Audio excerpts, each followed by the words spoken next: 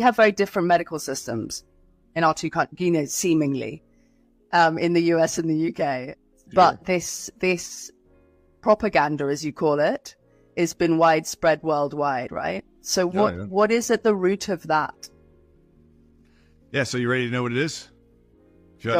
What's the root of that? In 2016, this is all you need to know, actually. In 2016, Tel Aviv University in Israel conducted a study, 500,000 patients in 49 countries. It was the largest study ever done on high blood pressure.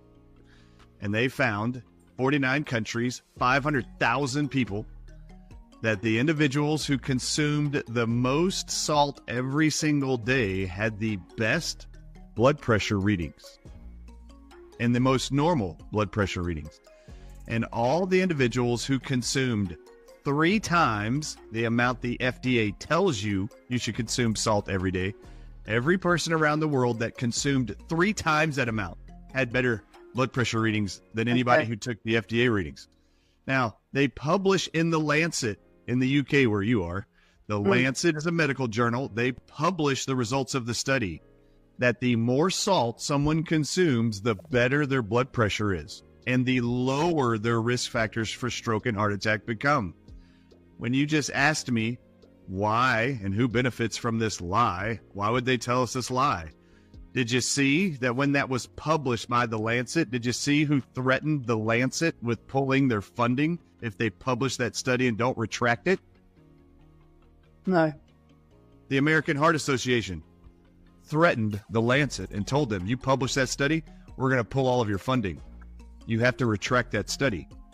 All right, so the next question for you is, why would the American Heart Association be angry at a medical journal for publishing a study, largest one ever done in history, proving that salt intake, the more salt you eat, the lower your risk factor for high blood pressure, strokes, and heart attacks is? Why is that a threat to the American Heart Association? Which, by the way, is the highest revenuing medical association in the whole world. What? Why would the American Heart Association threaten the actual medical journal with their publishing of that study if they don't retract it? What's the threat to the American Heart Association if that truth was to get out? Tell me. The American Heart Association's 90% of all their funding comes from the pharmaceutical industry, the drug makers of high blood pressure drugs and stroke drugs and heart attack drugs. So if the majority of their funding comes to them from high blood pressure drug manufacturers like Merck, Pfizer, and others, of course they're going to see this journal as a threat and this article as a threat, because if people started eating more salt in their diet and they read that study and medical doctors got a hold of that information and that truth, they would start telling their patients to eat more salt. Well, does Pfizer own salt companies? Not that I'm aware of. Does Merck own salt companies? Not that I'm aware of, but even if they did, salt is cheap and it's a natural resource that you can't patent typically, unless you change its formula. So this was the ultimate threat to the American Heart Association is it will reduce sales of high blood pressure medications, stroke medications, and heart disease medications. If the truth gets out that salt in increased amounts than what the governments are telling us will reduce our risk of heart attacks and strokes. So who did the lie benefit the most to tell all of society that salt is bad for you and lower your salt intake? Who did it benefit from the beginning? Terrifying. The pharmaceutical drug companies. Yeah. The drug companies that make the high blood pressure drugs. Okay, so this is no different, and we're not going to stick on this topic, but in order to convince people that fat was bad for them, the drug companies had to lie to medical doctors and in scientific journals and tell them all that when human beings swallow anything with fat in it, their liver will convert that fat into cholesterol, and we have found that cholesterol, as it builds up in your blood, increases the risk of plaque, blood clots, strokes, high blood pressure, and heart disease. Now, who was telling the medical doctors this? Oh, it just happened to be the same drug companies that just created a drug called statins that they figured out in animal studies lowers the amount of cholesterol the liver can make? Okay, this is fun. So once they figured out they had a chemical that actually did in every single mammal they put it inside of it, lowered this thing called cholesterol, then the drug companies had to come up with a way to convince all the medical doctors to promote their drug that lowers cholesterol. Well, what's the best way to sell it to them? Tell them that the number one cause of death around the world typically, which is heart disease, is increased in risk by increased cholesterol. And so if you just tell the medical doctors that lie, they go like this: oh, sweet. So do you have a drug for that? Good. Let me promote it. And will you give me incentives? And will you give me commissions and royalties? And yes, then all the medical doctors will tell you the same damn lie, and they'll never look into it.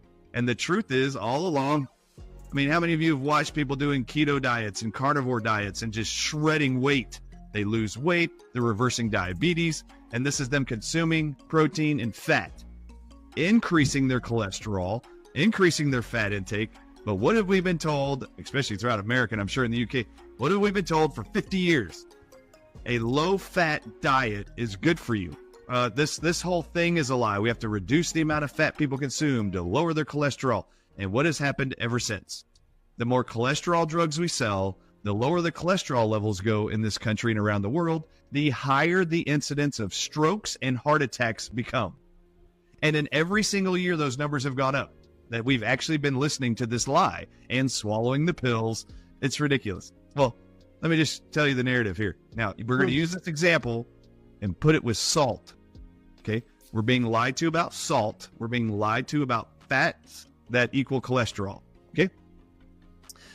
If you tell people that they have to lower their cholesterol and we have a pill to do it and it will protect you from having heart disease, which everyone's being told this is hereditary and there's nothing you can do to avoid it but take our drugs. That's the other lie. So now you're scared to death that you can't control it because your mom or dad or aunt somewhere had heart disease at one point. You're going to have it. Your medical doctor's telling you, unless you take this drug. You start taking that drug. What you guys don't know is that the moment you start taking the statin drug itself lowers the amount of cholesterol your body can make no matter how much fat you're consuming. Right. And did you know at home, everybody, that cholesterol is the backbone required by your hormone glands in your body to make most of your hormones? I mean, you need cholesterol to make testosterone, men. Guess what happens to most men when they start taking a statin drug? They can't have an erection, and they have no sex ambition or drive. Well, where did that go? I mean, 6 months later, you're going to go to your medical doctor and tell them, look, doc, I'm glad my cholesterol numbers are better, but I just have no interest in sleeping with my wife. I can't even get it up. And guess what the MD says? Oh, that's okay. You're in your 40s. This is normal for your age. It's called erectile dysfunction. Here is a little blue pill to help you with that. When in fact, the cholesterol drug you started 6 months ago doesn't allow your body to now make testosterone because you need cholesterol to make testosterone. And testosterone drives sex drive. It also increases blood flow. So now you can have an erection. So because they lied to you initially and said fat is bad for you, causes cholesterol to go up, which will cause you to have heart disease and increase your risk of that. Take this pill. You take that pill. Now you lower your amount of cholesterol. All the side effects after that are this. Men will no longer have any sex drive, can't get an erection. Now they're going to go on Viagra, which is a drug to offset the side effects of the statin drug and the low-fat diet that you're now on. Okay, that's one. Did you know serotonin, the hormone in every male and female's body, needs cholesterol to be made? Right. Okay, well, what does serotonin do to humans? It makes you feel happy. Yeah. And it makes you feel safe, so there's no anxiety or panic. Oh, really? All right. So now you can't make serotonin. Serotonin is your happy, feel-good hormone. Now you can't make it because you don't have cholesterol to make enough of it. What are you going to report to your medical doctor within 6 months to a year after starting your statin drug? Right. You're going to tell them you're depressed, you're anxious, and guess what your MD is going to tell you? That's okay. This is normal. A lot of people experience this. A lot of people in my practice have this after 6 months of coming in here and getting their cholesterol checked. We put them on this drug, and now you can actually have another drug to offset the side effects of the cholesterol drug and the low-fat diet. And they can sell you more antidepressants than any other drug on the planet, and that is exactly what's happening and has been for the last 40, 50 years. So antidepressants are still the number one most prescribed drugs on the planet next to cholesterol drugs. All right, well, can't you see how that fits in? All right, so what happens when you tell the world to stop eating so much salt? Well, let me explain this to you. Your kidneys take all of your blood and they filter it into urine and they excrete all whatever it is that you don't need in the body. It removes all the excess water out of your body and cleanses the body. Okay? Your kidneys have cells inside of them to convert uric acid into urine and filter out your blood so you can urinate. Your kidneys can't even filter anything in your blood without these pumps doing their job. And these pumps are called sodium, potassium pumps. Yeah. What is sodium? Salt. Salt. Okay, so these are called salt potassium pumps. Okay, Yeah. well, your kidneys require salt to even work. Okay, so if you deprive the kidneys of salt, guess what happens to your kidney function? Do the pumps get better or worse? What do you think? They get worse. They get worse and they slow down. What happens when your body starts retaining water because your kidneys no longer can filter out urine out of your body? Do you retain water or lose more water? You retain more water. You retain it. Will the added water in your body put pressure on your blood vessels and on your heart or reduce it? Yeah, pressure. It increases it. Increased water, increased pressure. If you increase pressure, what's going to happen to your blood pressure? Yeah, increase. It goes up. Now, you're not eating salt and your blood pressure is going up. If you tell the whole society to restrict from the time you're born how much salt you consume, all of you, because you're mammals and designed the same way and all have salt potassium pumps in your kidneys, you all over time will produce high blood pressure. And guess what you've created? A whole society of people that are going to go into their medical doctor's clinic with dizziness, headaches, fatigue, and your medical doctor's got to take your blood pressure and go, oh, your blood pressure's high. We got to actually give you a high blood pressure drug. And make sure you don't eat salt, Mary.